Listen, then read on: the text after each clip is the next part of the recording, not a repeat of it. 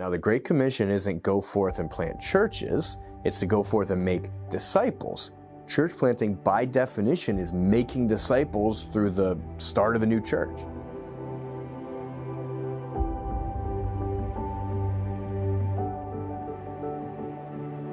Church planting is much more than just starting a new church. That's often what we think it is, and that's often where we end, but it's really about making disciples by starting a new thing in a new place. It's really about reproducing leaders by starting a new thing in a new place, and it's really about, it should be at least, about multiplying churches through continued church planting, through global missions, through parachurch organizations, just through the development of leaders and sending them out, releasing them into the kingdom.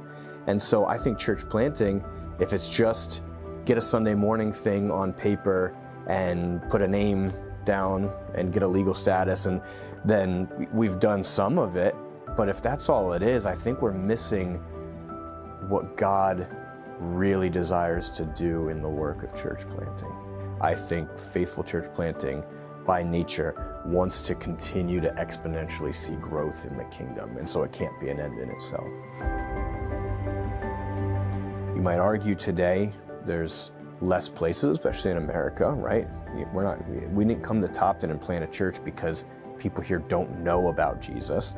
It's just that there were no churches in a very close regional kind of geographic area that had healthy churches that were teaching the gospel. And so today, it's not so much putting global missions aside, where there absolutely is a great need to go and plant churches in places where there is zero gospel presence and maybe zero gospel knowledge.